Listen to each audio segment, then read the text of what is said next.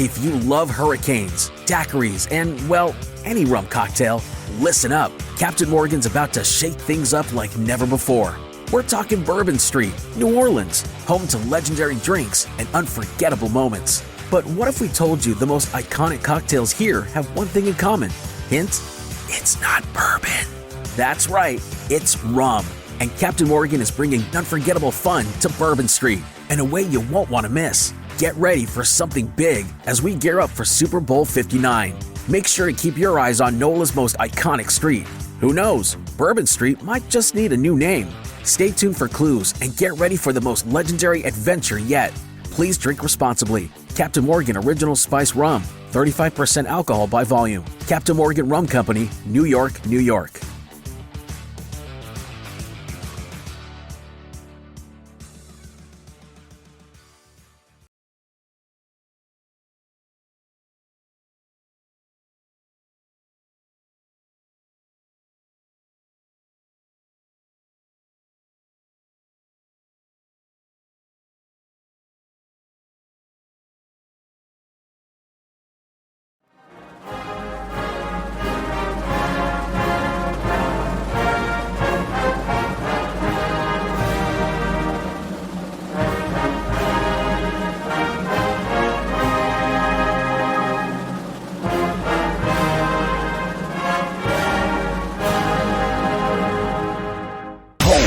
Reese on the radio.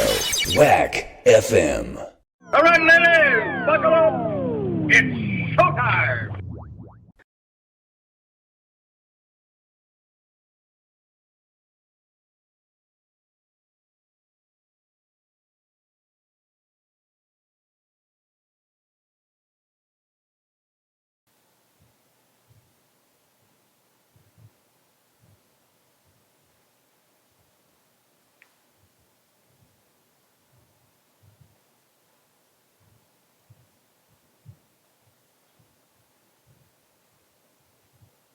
Hey! What's going on, all you scallywags out there? You know what time it is. It's time for the world's most hated and most racist online show in America. It's the Reese on the Radio Rundown with yours truly. You know him, you love him. Number 4 on your programs and number 1 in your hearts. It's Reese on the Radio. And welcome to your weekend. I've got a fun-filled show for you and all of you today.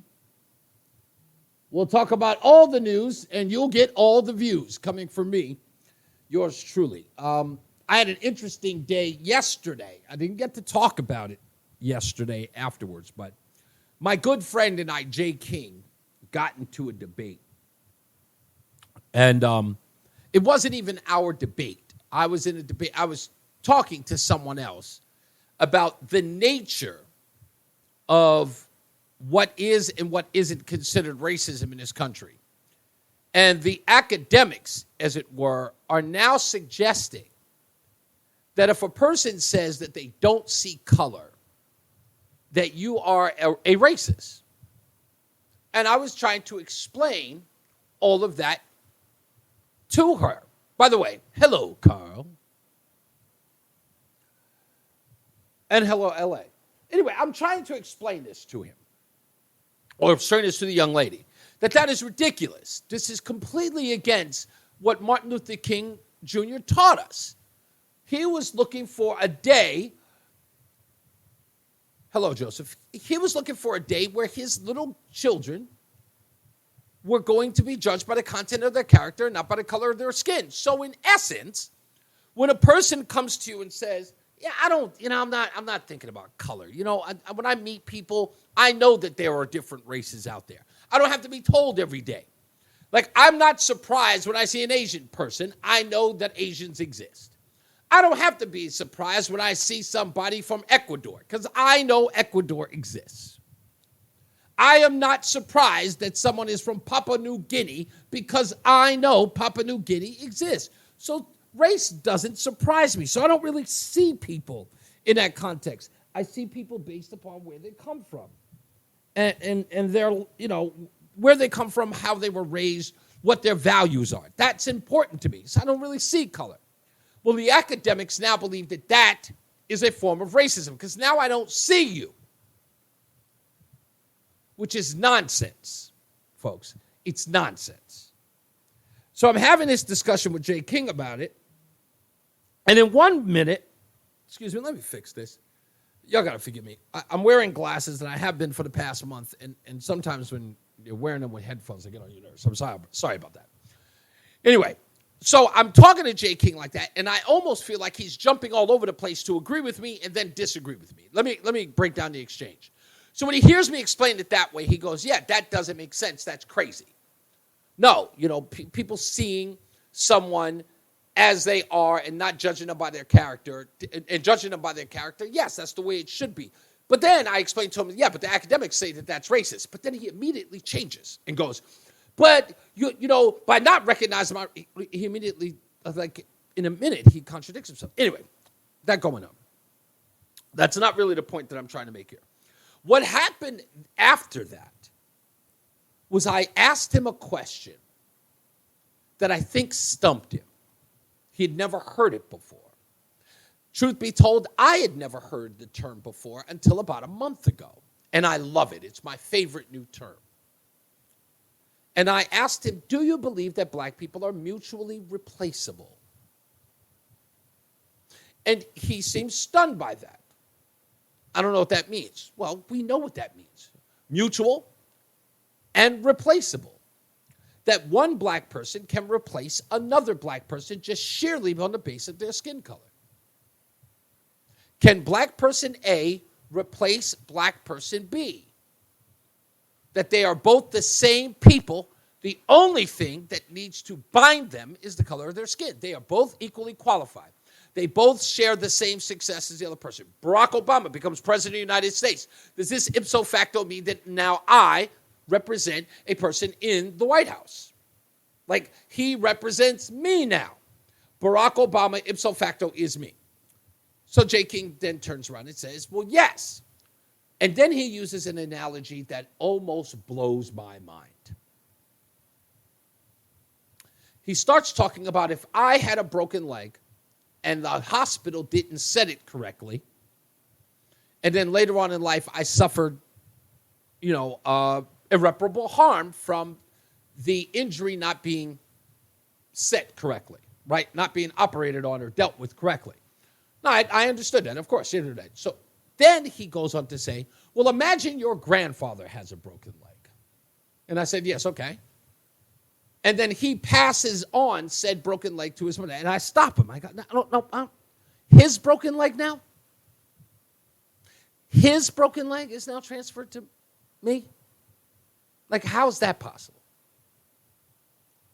So he didn't want to hear that, and immediately he goes into the insults because I don't want to agree with him, and blah blah blah.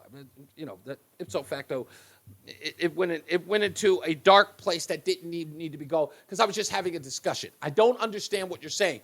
My father's broken leg is my broken leg now, and then my broken leg from my father I now pass on to my son. Okay. Then it got into some other ridiculousness about the transfer of wealth, to suggest that black people are the only people who did not get the transfer of wealth because they didn't make any. But then I went on to say, hold on, are you suggesting that all white people had wealth to transfer? Are you saying about the sheer context of their race, white people had wealth to transfer? That sounds nuts. Hey, Bunny, I mean, that's crazy. Who are you to say that all white people had wealth to transfer? There are a crap load of white people who would be like, what are you talking about? Did he maybe play contact sports and he's suffering from CTE? I don't know. No, he didn't play sports and he's not suffering from CTE. So this is the last thing I left it as, and we're probably not going to discuss it. I hope he will come on TIC at the end of the month, because I asked him to come on, and I want to talk to him about this. And again, this is my good friend Jay King, so I don't want to get anybody any impression. I'm not ragging on him. What I'm trying to do is have a discussion about this, because we disagree. So here's what I wrote to him. I said, my grandfather's broken leg was, I apologize. This is why I hate reading this when I'm on the camera. I said, my grandfather's broken leg analogy was one for the ages. Now, I know your defense will be to make fun of me, call me a high school dropout, but that won't change the facts. My grandfather owned a hardware store. He was well off. His broken leg never made it to me. My mother, his daughter, made decisions that made us poor. She had 4 children out of wedlock, 5 children out of wedlock. 2 of them with one baby daddy. Right? So I said, was your father, my mother, his daughter, made decisions that made us poor. I said, I was never poor in my adult life. Never, and I wasn't. But I was on welfare as a child. But when I became an adult, I was never poor, ever. Never went on welfare, ever. I said, was your grandfather a record executive? Because J. King's in the music business. I said, how about your great-grandfather? Was he in the record business? I said, your decisions forged your future. Your grandfather and you are not mutually replaceable. Getting exercised about my opinion is not an argument. I'm just disagreeing with you. As I tried to explain to him, as I tried to explain to many people, you have to lay down to me how it is that your argument completely negates mine. And most people can't do that. It's either what they believe or nothing. And people will never, ever debate with me. And I get why you won't. Because there are too many questions that you have not thought of, you're not prepared to answer. And I understand it. So that being said, I want to move on to this. Because this story, there's a part of this. Said, did you ever hear the analogy about trying to teach a pig to sing? It seems like that's what you're doing. Wow. I've never heard that analogy, but now I have. You're trying to teach a pig to sing. Wow. That's such a great analogy, Mike. No, I've never heard it before, but I'm glad I did now. I think it sums the whole thing up. I really think it sums the whole thing up. Now, I bring all of this up to bring up something else, and this is scary.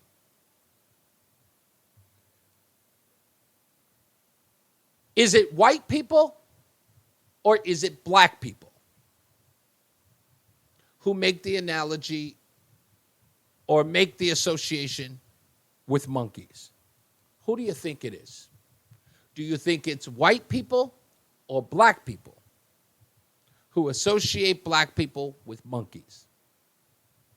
Or with apes, or with gorillas? Who do you think makes that analogy? I will tell you that it will always be black people. They will always associate black people with apes, gorillas, monkeys. Let me tell you why. It is a fallback. It's a straw man to suggest that if anyone even talks about monkeys, that they are going to be or are referring to black people. It's a sensitivity that blacks have about themselves, not about what white people think of them. See, that would scare me if black people thought all day about white people, what white people think of them. I already think that's to be true. That's true. Hear me out. I believe that white people are over-concerned, or black people, I should say, are over-concerned about what white people think of them. They're very frightened of it. Over-concerned, they stress themselves out. They say they don't care, but they always talk about what white people think of them or thought of them. Very highly concerned about that. They don't even understand that they're putting white people on a pedestal. Like they don't, and that was another part of the argument that I had with J. King. I said, who gives a, pardon my language, who gives a shit what white people used to call you or think of you today? Who cares? What do you think of yourself? Why is that not more important? Why is it so important of what white people think of you instead of what you think of you? And any psychiatrist will say, you seem to be obsessed of what people think of you. It's like running around worried about if people are gossiping about you. What do you do? What do your friends tell you when people are gossiping about you? Don't pay attention to that, man. You do you. If you're doing the right thing, you're going to be all right. But not when white people are thinking about you. No. Then you got to stop and obsess. Never monkeys, but Michael Clark Duncan really did look. Oh, damn, that's messed up. Apes replaced black people in the conquest of the planet of the apes. Again, you see that? Now, that's a black man who just said that. So, with that, I want to run this story. Now, as we learn more about the virus, the name brings up concerns in more ways than one. Health officials, medical professionals, and community advocates say the monkeypox name is insensitive. Whenever we have an infectious disease, we also have an epidemic of stigma. When the AIDS epidemic began, it led to the stigma of the LGBTQ+ community. And throughout the COVID-19 pandemic, there was an increase in hate crimes against the AAPI community because of the stigma in racist names related to the virus. Now, the goal is to ensure the same doesn't happen with the monkeypox virus. It's extremely important that our framing and our understanding of the virus minimize harm and address the negative stigma that might be associated with the conversation. On June 15th, the World Health Organization said they were working with partners and experts to change the name, yet nothing has changed. If you love hurricanes, daiquiris, and, well, any rum cocktail, listen up. Captain Morgan's about to shake things up like never before. We're talking Bourbon Street, New Orleans, home to legendary drinks and unforgettable moments. But what if we told you the most iconic cocktails here have one thing in common? Hint, it's not bourbon. That's right, it's rum. And Captain Morgan is bringing unforgettable fun to Bourbon Street in a way you won't want to miss. Get ready for something big as we gear up for Super Bowl 59. Make sure to keep your eyes on NOLA's most iconic street. Who knows, Bourbon Street might just need a new name. Stay tuned for clues and get ready for the most legendary adventure yet. Please drink responsibly. Captain Morgan Original Spice Rum, 35% alcohol by volume. Captain Morgan Rum Company, New York, New York.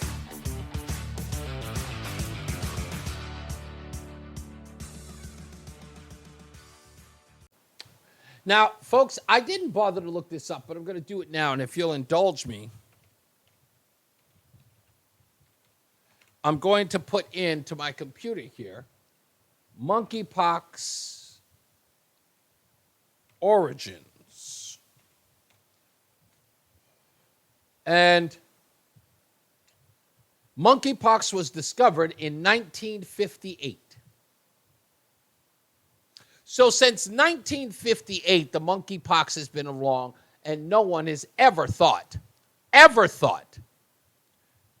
about associating it with blacks. In 1958, in the heat of the civil rights movement, the monkeypox was out there, and no one thought, maybe we should call it something else so that people don't associate it with blacks. Not in the 70s, not in the 80s, not in the 90s. All of a sudden, in the 20s, we've got a problem with the name. We need to get rid of it. And you want to know why? It's simple. Let's go back to the beginning of this broadcast. Listen again, who it is that's concerned about it. To learn more about the virus, the name brings up concerns in more ways than one. Health officials, medical professionals, and community advocates say the monkeypox name is insensitive. What about the black people?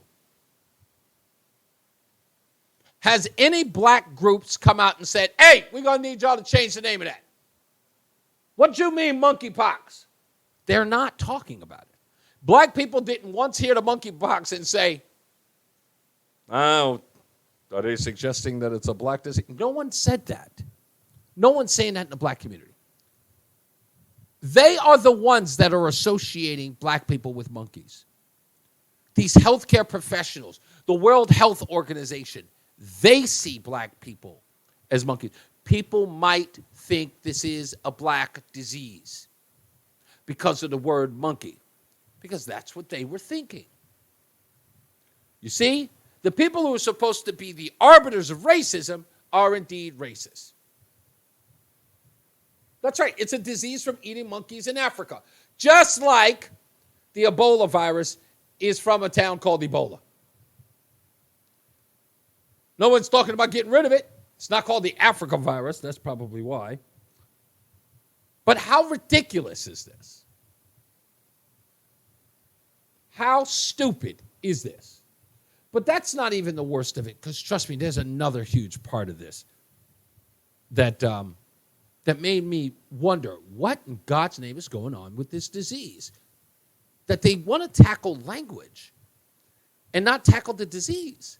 Whenever we have an infectious disease, we also have an epidemic of stigma. When the AIDS epidemic began, it led to the stigma of the LGBTQ+ community. And throughout the COVID-19 pandemic, there was an increase in hate crimes against the AAPI community because of the stigma in racist names related to the virus. Now, the goal is to ensure the same doesn't happen with the monkeypox virus. It's extremely important that our framing and our understanding of the virus minimize harm and address the negative stigma that might be associated with the What's the negative stigma? conversation. On June 15th, the World Health Organization said they were working with partners and experts to change the name, yet nothing has changed. New York City Health Commissioner tweeted out the letters sent to the WHO, writing in part that the name monkeypox has growing concerns on vulnerable communities. The letter goes on to What vulnerable communities? And please tell me, if it really is going to affect vulnerable communities, do you mean black communities? So please explain to me this black community where white people are going to be running through it and beating up blacks who they think have the monkeypox, like blacks were running through Chinatown beating up Asians because of the coronavirus. Let's call it like it is, folks. Let's call it like it is. In New York and San Francisco, it was blacks going through Asian communities, beating up Asians because of the coronavirus. Not because of Donald Trump calling it the China virus, because of black people associating the Wuhan death with Asians. Explained that using the term monkeypox may reignite traumatic feelings of racism and stigma, particularly for black people and other people of color, as well as members of the LGBTQIA+ community. Hartford Gay and Lesbian Collective shared a statement saying, "People hear the word monkeypox, and often enough, the reaction is this a joke?" How do you know? How do you know what it is that they hear? How do you know what it is that they think? Monkeypox is no joke. Changing the name can go a long way in developing informative public health messages. But will it solve the disease? Medical professionals agree. It would be Who gives a shit? great to just have a generic name like pox virus variant or orthopox virus variant, so it doesn't have any of the implications that it currently has. And the implications that it currently has are gay people get it. That's what they're trying to say. But they don't want to say it instead of just saying it. Like a dwarf in a store, they reach it.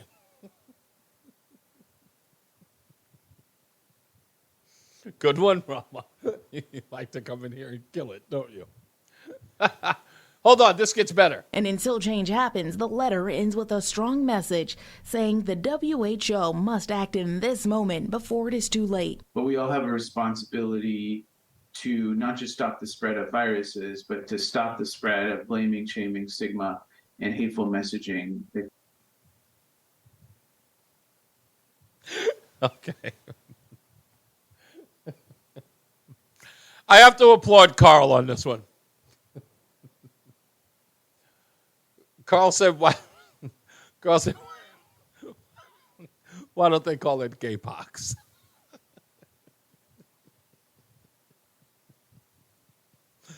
Oh, you're an ass.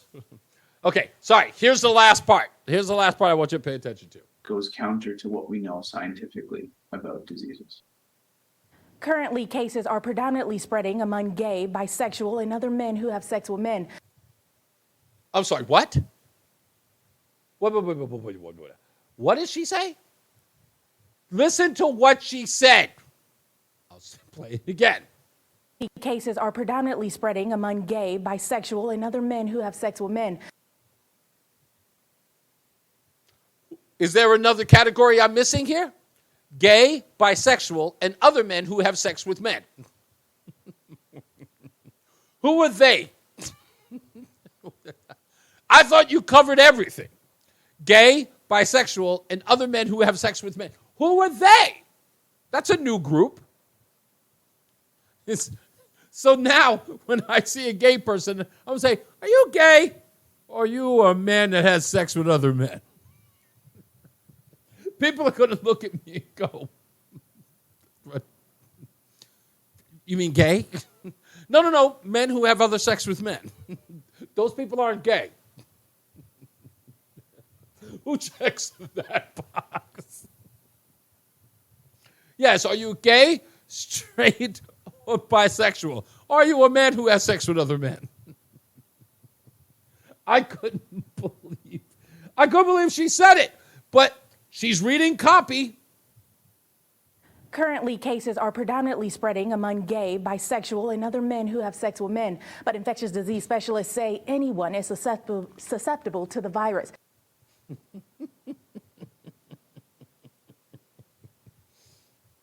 Oh, God.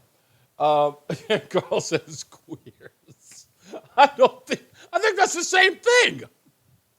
Is monkeypox disproportionately happening in the gay black community?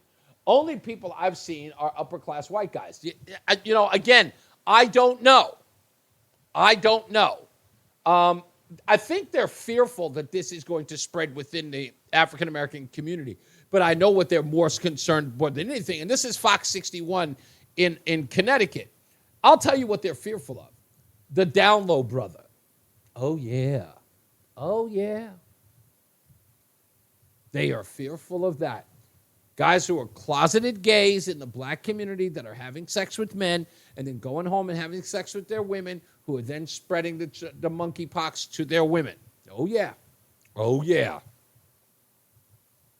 That is a really, really big deal. Really big deal. By the way, I've got a new a sound piece that I want to play anytime one of you guys say something that's offensive. What do you say to people who think that those comments are offensive? Be offended. I'm just going to keep rocking that. But it's not fatal. I know, but still, women who are going to get it, trust me, you want to know what's going to be fatal? When women find out that their man gave them monkeypox. That's what's going to be fatal. What do you say to people who think that those comments are offensive? Be offended. Mm-hmm. That one's for you, Carl. What have I got here? Let's go to this one. Does anybody remember when Joe Biden said this? Talking about securing the border, the Biden administration has quietly approved construction to finish a section of the border wall near Yuma, Arizona. What? Even though President Biden promised this. There will not be another foot of wall constructed on my administration. Number one, I'm going to make sure that we have border protection, but it's going to be based on making sure that we use high-tech capacity to deal with it. Yeah. But turns out that your boy there is going to be building part of Donald Trump's wall anyway in Yuma, Arizona. And why? Why? Because it's gotten a little bad out there. And Mark Kelly's saying we got to do something about it, so now he's changing his mind. So the Fox News Channel's Peter Doocy spoke to Corinne Jean-Pierre about it today. And look how indignant this woman gets. By finishing the wall. Is this? We are not finishing the wall. By filling in, finishing? We are not finishing the wall. By filling in. Is this racist? Because in 2019, when the former guy was proposing a wall, you said that it was his racist wall. So how is this any different? I'm just having a hard time understanding how this is any different. I'm not even sure how you get to your first question, to this question that you just asked me. Yeah, you're building the wall you said was racist. You said building a wall on the southern border was racist. You know what he meant. Building the wall was racist. Now the president of the United States has said he wouldn't build a wall, is now building a wall. It's racist. Is it? By definition. And I want to call out all of you pieces of garbage out there who inundated me for 4 years. He's a liar. He's a liar. Trump lies every day. Every time he moves his mouth, he's lying. He's lying. He's lying. He's lying. Check this out. Homie B Money Slice Grip. A year ago, he said he wasn't going to tank the economy. He tanked it.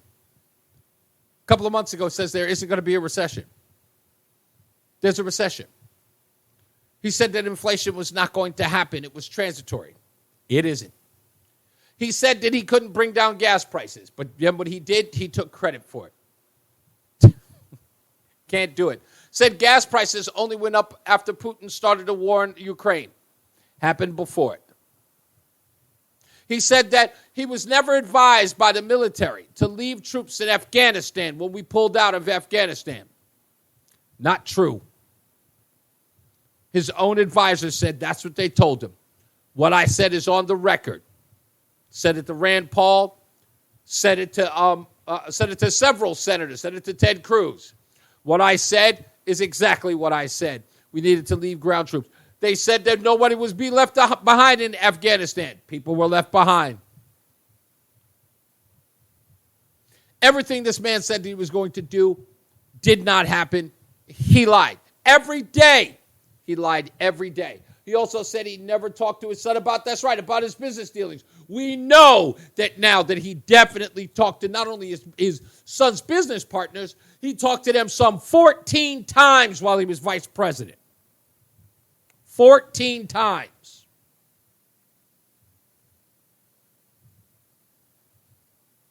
You remember to hear the weird part?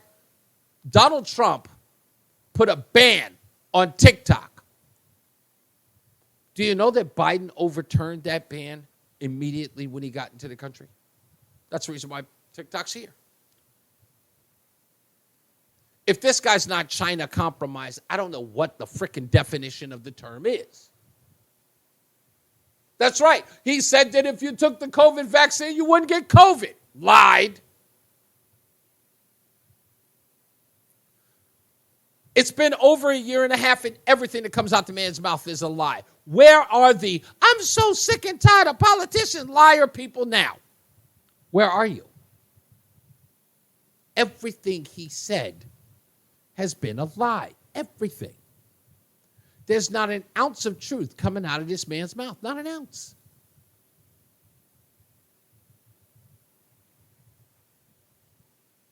But where are you? Nowhere to be found. Damn. Then people make me crazy. Goddamn liars. Dude, you know the Chinese have some wicked blackmail material on Hunter. Yeah, I suspect has a video with underage Chinese girls. Probably so. I believe that that's on his laptop.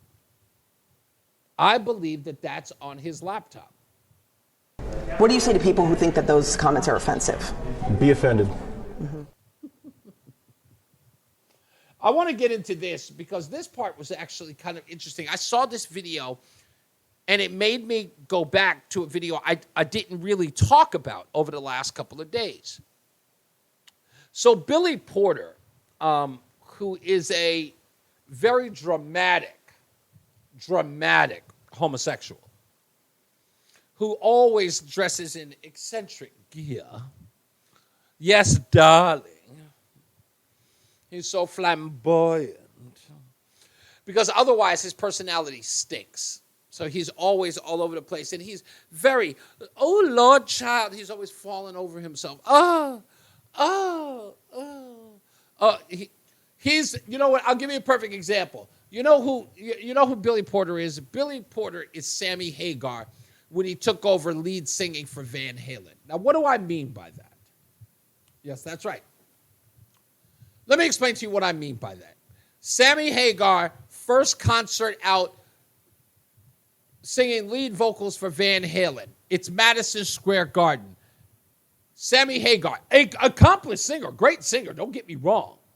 You've heard Sammy Hagar. How Do I Know When It's Love? You know, great vocalist. He walks out on stage in a red sequin jacket. Why? It's Van Halen, dude. The reason why I wore it is because he needed to be noticed. Like, he knew nobody was was there to see him. They were angry that, again, Diamond Dave ain't there. So he's got to wear something that draws attention to himself. It's like people who get face tattoos. Yes, you too, Mike Tyson. Yes, you too. People have to draw attention to themselves. So Billy Porter is one of those flamboyant people because other than that, he has no real personality. Plus, he's not very smart. Listen to this gobbledygook. When he is asked about Ron DeSantis suing a gay club in Florida. Let's talk about what's going on in my home state of Florida. Your home state of Florida is... I can't say it on daytime. So let me tell you the new one, because there seems to be this renewed anti-LGBTQ campaign of wanting to portray LGBTQ as if they were groomers and all this stuff. So the new one is now Governor DeSantis is suing a place called Our House, where I had my bridal shower and where I love Athena Dion and all of the drag queens there. Anna Navarro is a disgusting freak. And he is suing them because there was one brunch where there was one child, and there's video of that. Now, think about this. He says there was one brunch. She says there was one brunch and one child, and he wants to sue them. Why? Because it was a bar where a child was present. Now, listen to that. That's the only thing she cares about. It's just one brunch and one child, right? It's passive. DeSantis is suing a place called Our House, where I had my bridal shower and where I love Athena Dion and all of the drag queens there. And he is suing them because there was one brunch where there was one child, and there's video of that. And he thinks that's inappropriate, and he thinks that's worth, instead of passing property insurance in Florida, he thinks it's worth going after the drag queens.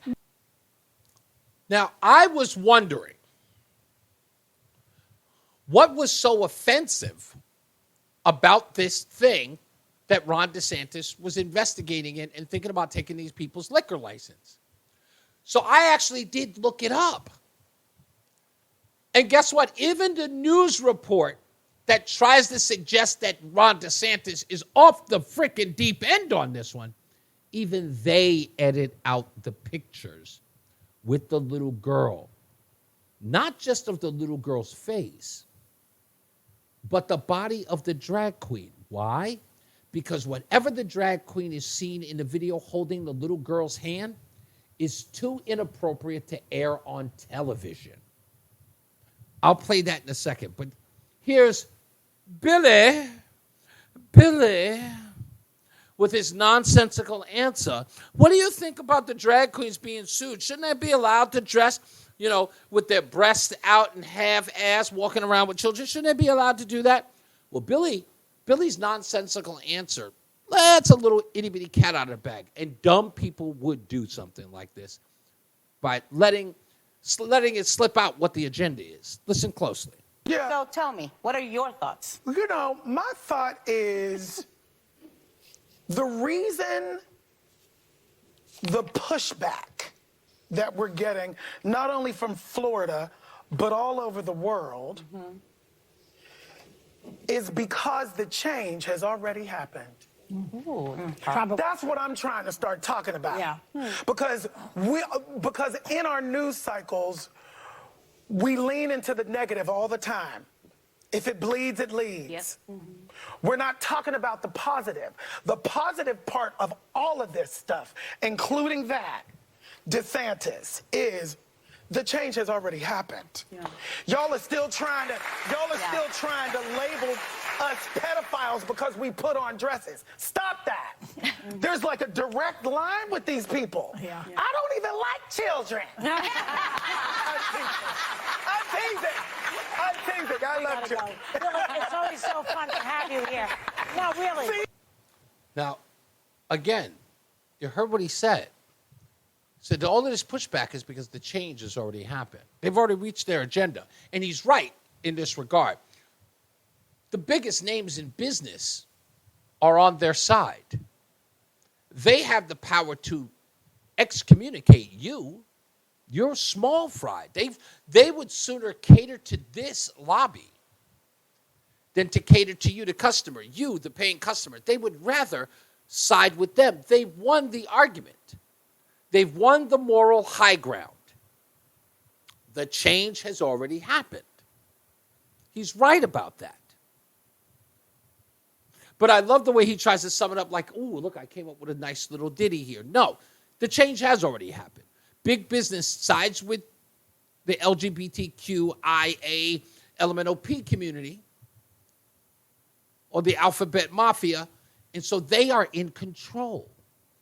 So now they can dictate, they can tell everyone how to behave.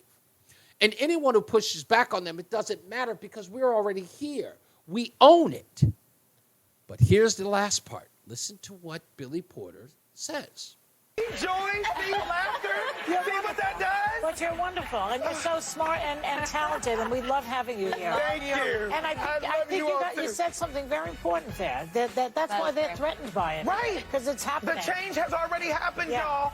Let's reframe the conversation. Let's reframe the conversation. That's what Billy Porter said. Let's reframe the conversation. And that's what they're doing. Now, I believe that people should be smarter on this. Forget all the bluster. Go to the LGBTQ community. You're arguing with other people. You got to argue with the LGBTQ community. They don't have anybody who's in charge. So there's no figurehead, right? You can't cut off the head and three more, right. No. You can't. There's no real leader. So you have to go after them in particular. Leah Thomas, go after him. Go after him. Humiliate him. To disparage everything he stands for. And stand up for the women that he's crushing. And using corporate media and corporate sponsorship and corporate corporate entities that are propping him up. Destroy him. Make sure that the next person that comes in isn't going to marginalize someone else so that they can be propped up. That's where you have to attack them. Now, this is what they said in Weimar, Germany in the 20s and 30s. And see how that turned out. Exactly. Now, this, I had to look up, like, what was this thing that people are outraged about that, what do you call it, that Ron DeSantis was suing this bar for?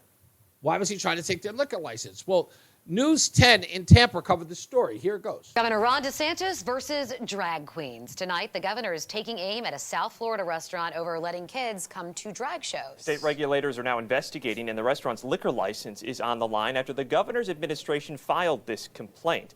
The restaurant is called Our House. It's in Miami's Wynwood neighborhood. This all started with a viral video showing a toddler dancing with one of the drag performers. These are screenshots you're seeing from that video attached to this complaint. Now, as you can see the videos there, they are blurring out the breast and the rear end area of the stripper, the drag queen stripper. Now, if Ron DeSantis doesn't have a leg to stand on, they would show what is behind that blurred photo, wouldn't they? It's that simple. It's that simple. You blur out the child's face, of course. I mean, that shouldn't be part of public consumption. But why is this blurred out? If there's no big deal, if what we saw isn't indecent, why is it blurred out on the Channel 10 Tampa news station? This defeats the argument. If I'm Ron DeSantis, I go, yeah, here's a report. I go into court and I just play this. Oh, you want to know whether or not this is inappropriate? Here's News 10 covering the story with screenshots. What'd they do to the transgender drag queen's breast in this picture? What did they cover up? Why did they cover it up? And I would bring the standards and practices person over at News 10 into the courtroom and say, hey, why'd you blur this out? If I'm doing something wrong, if what these people were doing in the drag queen spot was appropriate, why is this blurred out? Because it's not appropriate for children at home? for home consumption? Yeah, I would think so. That video attached to this complaint. Now, the governor, who has promoted Florida as the freest state where every parent should have the right to choose what's best for their child, said parents choosing to take their kids to a drag show is part of what he called a disturbing trend in society. Having kids involved in this let's get back to wrong. that picture. Sorry. Disturbing trend. There it is. Again, that's the one side by side. Why are we blurring the photos? In society.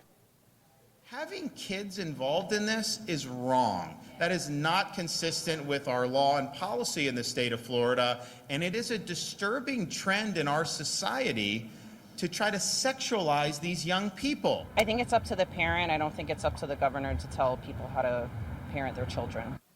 Well, critics say the governor is only targeting LGBTQ content, not, say, for instance, taking kids to a restaurant like Hooters, as Democratic State Representative Anna Escamani suggested on. Whoa! Okay, let me start off by saying, don't you dare disrespect those Hooters waitresses. Don't you dare. I will come for you. I will come for you. Because that picture of that little girl walking with a drag queen, those photos had to be blurred out. If she was walking with the girl from Hooters, anybody here want to guess whether or not the Hooters girls' pictures would have been blurred? No, they were not. They wouldn't be at all. They wouldn't be. If some strip club let kids in, they would get shut down in a heartbeat. Yeah, but again, going after Hooters girls, you're suggesting that what that was in that photo with the drag queen, what you're suggesting what was in that photo was equal to what happens in Hooters? You're saying that the Hooters girls are performing a strip act when they bring me my curly fries? Is that what you're suggesting? You better watch your mouth. I do have a question about Hooters. And Carl would back me up on this one. It's a question I ask always, very often. Can someone explain to me why there's always a pregnant girl there working? I mean, nothing against them. They're always beautiful, but they're always pregnant. In my head, I almost feel like that's a weird combination. Maybe it's me. Tell me, hey, wait, Mike, I know you got a pregnant girl at every Hooters you've ever been in. It just is. I know why. I don't know why, but everyone I've ever been with, there's always a girl, there's always a Hooters waitress who's pregnant. And I always feel uncomfortable. There's something about it that's just wrong. I don't know what's wrong with it, but it is. It's just wrong. But I don't know. Maybe somebody could explain it to me. What do you say to people who think that those comments are offensive? Be offended. Mm-hmm. He said, yeah, my local one has some fatties. Being fat is not a damn crime. And you probably think fat is 140 pounds. I'm just saying, and there's always a pregnant girl in there. I just don't get it. I know you're not supposed to discriminate against them, but and you know, it's an equal opportunity employer, but I just find that odd. It just bothers the hell out of me. It's just very weird. Ugh. I don't know. Anyway, is this thing? Oh, somebody was talking about this. Do I still have this piece? I don't. I got to find this. I'm probably going to talk about this later. I never got back to this. Yeah, Slater, see? Exactly. It is true, Slater. Thank you. And how you been, big guy? A pregnant Hooter girl? Yes! There's always a girl at Hooters who's pregnant. Every time I go. No matter where it is. No matter what state I'm in. If I go into a Hooters, there's always a girl there who's pregnant. Now, trust me, don't get me wrong. You know. Usually, Hooter girls, kind of attractive. I think that's kind of the MO. I think that's the sort of hiring requirement. You know? But Okay, them getting pregnant is obvious. That makes sense. You know, they're very pro-life at Hooters, apparently. Oh, hell. Let's applaud them for that.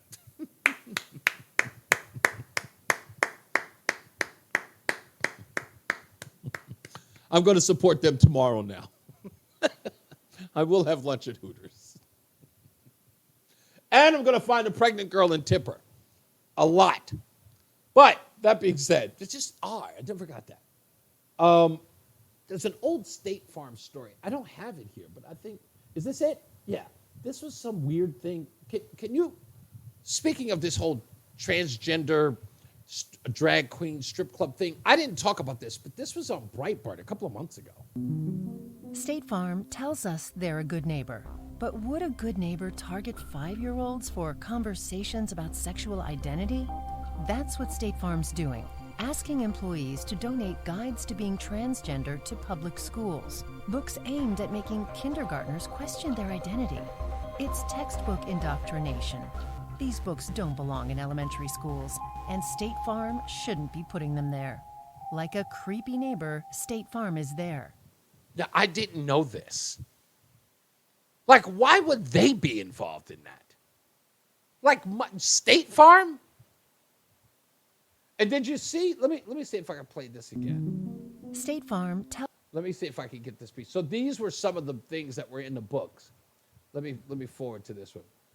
When you were born, the doctor delivers you and says it's a boy, it's a girl, based on your body. And then there's another one that says, let me see this one. Let me see if I get it into frame here. Gender is how you feel in your heart and mind, but may not match what the doctor says you are. And so these are the books that they were helping distribute into kids' libraries. I'm dead serious. Here's a commercial again. State Farm tells us they're a good neighbor. But would a good neighbor target 5-year-olds for conversations about sexual identity? That's what State Farm's doing, asking employees to donate guides to being transgender to public schools.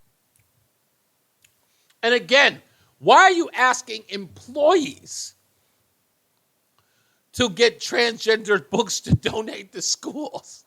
Like that, and it was an inter-office memorandum saying to them, hey, do you have any transgender books at home that we could donate to public schools? Like, why would you be involved in that? Yeah, I'm not here for the transgender book. I was thinking about getting homeowners insurance. Yeah. Fire, flood. Yeah. No, I don't know. Yes, I have kids, and now I'm a little freaked out that you're asking. Books aimed at making kindergartners question their identity. It's textbook indoctrination. These books don't belong in elementary schools, and State Farm shouldn't be putting them there. Like a creepy neighbor, State Farm is there. Yeah, so they've got a website that you can go to as well. Someone at State Farm got paid a lot of money to come up with that dumb idea. And you're probably right. You know that they definitely did. I'm surprised I didn't play it for you. But yeah, I had that for a while. I've had that a little for a month. This was the email that went out. It says, to Florida agents, State Farm is partnering with the Gender Cool Project to help diversity classrooms, community center, and library bookshelves with the collections of books to help bring clarity and understand the national conversation about being transgender, inclusive, and non-binary. The project's goal is to increase representation of the LGBTQ plus books and support our communities in having challenging and important and empowering conversations to children ages 5 and up. This was the inter-office memo from January 18th of this year. That's insane. Like, why? We're partnering with that? Yeah. You know, as I said before, and I'll say it again, that's the purpose of this show, is to reveal who these people are and what they do. in their own words and with the evidence to prove it. It's the reason why liberals don't come to this show, and they never will. When they do come on the show, they're always surprised. They're always stunned. It's like they never know this stuff is happening. You'd be surprised at how many of my liberal friends come in, check out the show, and hear the stuff that we reveal on this show, and they all say the same thing. They go, what? I didn't even know. Yeah, is that serious? Yes, it's serious. It's serious. And then when they see it for themselves, they go, Jesus, this is crazy. My little one, little Ellis, who you've seen on the show, I show him some of this stuff all the time. He just goes, God, I didn't know it was that bad. Yes, Negro, it's that bad. It's always that bad. Hold on, let me get to the phones here. And let's talk to White Mike. Hey, White. Hey, man, while you're on a tangent about liberals being ignorant and stupid, yes, did you get a chance to watch any of the House voting on the assault weapons ban today? No, in fact, I heard that they were, but I didn't get it. I was all over the place today, and I wasn't even in the House. So, okay, where are we with this? Okay, it passed the House. Okay, they pushed it. They pushed it through markup. We knew this was going to go to. We knew this was going to pass the House anyway, didn't we? Buddy, it was. God, it was the biggest assembly of ignorant people that I think I've ever seen, and I'm from the South. Now you were listening to the pre-arguments before the bill was actually voted on. No, I watched the whole thing. Yeah, that's what I'm saying. You're talking about like the most. Well, you're talking about the dumb people you've never saw. So these are people who are making the arguments for the bill before the bill is actually voted on. It's so disappointing that people who are voting on yours and my rights have zero knowledge of the subject matter. Oh, yeah. They literally know nothing. They know absolutely nothing. And I watched it from start to finish because I had a day off. And God, how can I put this in to sound terrible? There wasn't one. 95% of the people who spoke in favor of this bill were not white men. Really? They were an assortment of Jews, women, blacks, and Hispanics, and a combination of the bunch. They even found Steve Cohen, who's a Jewish representative from Tennessee. Yeah, I do know him. How hard it is to find a Jew in Tennessee? Oh, yes, it's virtually impossible. Not usually below the Mason-Dixon line. His family must be the Jewish neighborhood, right? But they gave 5 minutes to the Representative Massey from Kentucky. Yeah, I know him. He's a sharp guy. Like Massey's got a degree in engineering from MIT. He's a smart fellow. Yeah. He literally brought out a chart that showed crime rates or assault weapon sales, I hate to use the term, these rifle sales during the time of the ban. During the time of the ban, when they say crime went down, 2 million rifles, weapons that fit in this category were sold in this country. 2 million. So he's saying that the numbers of sales went up while the crime was going down. They sold 2 million and crime went down. The reason they sold them is because the way the law was written, the weapons were still for sale. That's right. They just made cosmetic changes. That's right. So they're passing the same law again, and people say it won't pass the Senate. I don't think so. They need to get to 60. And don't forget that 14 Republicans voted for the red flag law. Yeah, but trust me, even though those 14 Republicans voted for the red flag law will not give them, red flag laws for voting on that will not get them a lot of pushback or blowback from their constituents. This law will. Well, the way the law is written, right, it's still cosmetic and it goes by firearm name. But there's a rifle that Ruger makes called the Mini 14. It's the one that the A-Team used in the A-Team. Yeah. Right? Except theirs had fancy folding stocks and pistol grips.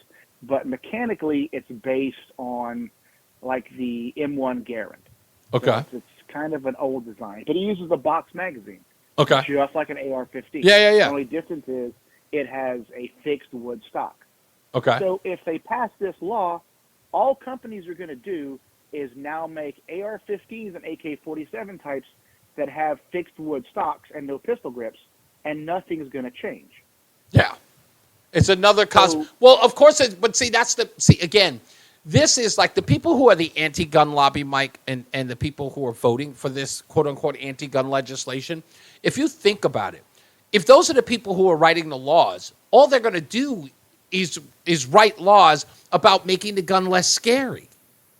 Well, and what they're not realizing is, like Jim Jordan brought it up, and I think Matthew brought it up, there have been lower court decisions in the past couple weeks that have said these laws are unconstitutional. That's right. Magazine bans are unconstitutional. Assault weapons bans are unconstitutional because they go against what the Supreme Court has said, which is you cannot ban weapons that are in common use.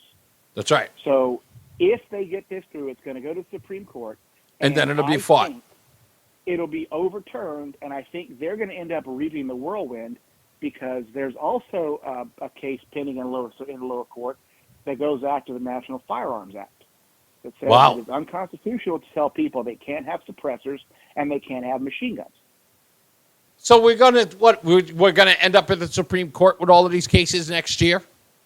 Yeah, and of course. The thing about suppressors is idiotic because in Europe, which is way more gun restrictions than we have. Oh, hell yeah. Suppressors are common. They're considered courtesy. Well, for hunting rifles, they want people to use suppressors because it's quieter. And right. The whole thing, the things they ban, like suppressors and short-barreled rifles, bump stocks, short shotguns, and bump stocks, especially the short stuff, it makes no sense because it doesn't make it any more deadly. But remember who they're dealing with. Remember, the reason why they're getting like the bare minimum as far as cosmetic changes and things like that to guns is because, remember, the argument is always, we're passing gun legislation. They know that no one's reading the legislation. If the legislation's got more than 80 pages, the average citizen's not going to read it. You should have seen these people. But do you know who Rosa DeLauro is? No. She's a representative from Connecticut. Uh-huh. She is, looks like she's about 102 years old. She's a crazy old lady with purple freaking hair. No kidding. An old Italian lady with purple hair, and she goes on this tangent about don't you love babies, and all these babies get killed. All I'm thinking is the second deadliest mass shooting in America was committed at Virginia Tech by Sung Hee Cho. He killed like 64 people in a classroom with 2 handguns. 2 handguns. That's right. 2 handguns. So anybody who walks into a room full of defenseless people with any kind of firearm, everyone's going to die. What load of people? Yeah, if he's got a knife or he's got a goddamn samurai sword, everybody's dying. Look, if somebody walks into a room with a revolver and a handful of speed loaders and a 12-gauge pump shotgun and a bandolier full of shells, which is never going to be on the list, you kill everybody in the room. So it's stupid. But my point is, God, I'm just frustrated because I'm watching my rights be decided upon by people who have nothing in common with me culturally. Nope. Who aren't from my region and who literally know nothing. It's like if somebody was trying to debate morality in music, but never listened to music. Good point. Yeah, it was terrible. So, well, I will check it out. Listeners out there, I will. If you don't have an AR-15, go buy one. Get it now. Right now. Exactly. Go to the store tomorrow and buy it. Buy 2 if you can, because I don't put any faith in people like Mitt Romney and Susan Collins. Oh, hell no. Especially Murkowski to not pass it because she's out anyway. Yeah, exactly. And that she doesn't even have to care whether or not her constituents, vote her out anyway because she's leaving. Yeah. Thank you, boss man. Go ahead. I'm sorry. No, I'm good. All right, okay. All right, man. Thank you, man. I appreciate you. As always, White Mike calling in on the gun debate because it's important, goddammit. And we should all pay attention to that. But, we'll see what happens. All right, folks, you know what that sound means. It's time for me to get up out of here. As I always say, radio is free, so we thank you for paying attention. Remember to keep JC in your hearts and in your minds. Sean Patrick, we love you and we miss you.